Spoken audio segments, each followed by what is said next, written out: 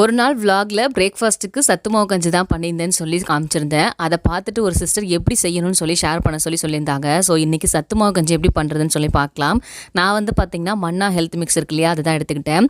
ஒருத்தருக்கு 2 table spoon கணக்கு எடுத்துக்குவேன். ஸோ நான் 3 பேத்துக்கு செய்ய போகிறேன். அதனால் 6 டேபிள் ஸ்பூன் அளவுக்கு சத்து மாவு சேர்க்க போகிறேன்.